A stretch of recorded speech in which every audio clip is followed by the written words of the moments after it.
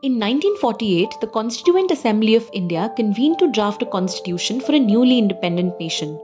Among the most profound and challenging issues addressed was the abolition of untouchability, a practice that had entrenched social divisions and systemic discrimination for millennia. The Assembly adopted Article 17, a bold constitutional mandate declaring the abolition of untouchability and prohibiting its practice in any form.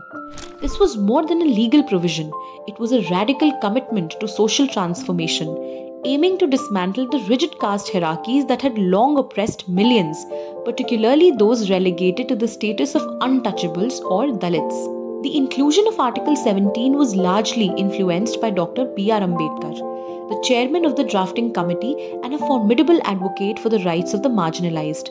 His efforts ensured that the constitution would not only establish political democracy but also strive towards social democracy, bridging the vast chasm between different social strata.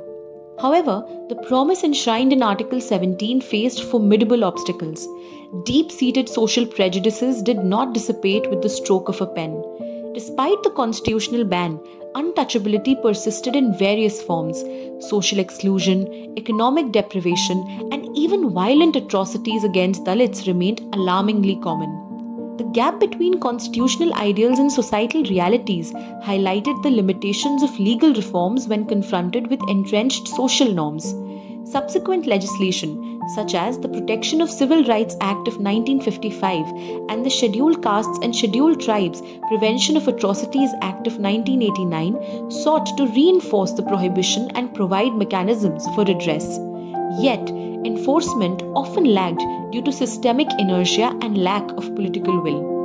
Academic analysis suggests that the persistence of caste-based discrimination is rooted in complex socio-economic factors, including poverty, lack of access to education, and the perpetuation of discriminatory practices through generations. Social mobility for Dalits has been hindered by these structural barriers, limiting the transformative impact of constitutional provisions. Contemporary movements and civil society initiatives continue to challenge these injustices. Activists advocate for more effective implementation of existing laws, greater representation of Dalits in political and economic spheres, and broader societal change through education and awareness. The struggle against untouchability is emblematic of the broader human rights challenges that arise when legal mandates confront entrenched social systems. It underscores the necessity for a multifaceted approach that combines legal action with sustained efforts to change societal attitudes. As we reflect on the adoption of Article 17, it is clear that while it was a historic step towards equality, the journey is far from complete. The ongoing struggle against caste-based discrimination in India serves as a powerful reminder that constitutional provisions must be accompanied by vigilant enforcement and a commitment to societal transformation.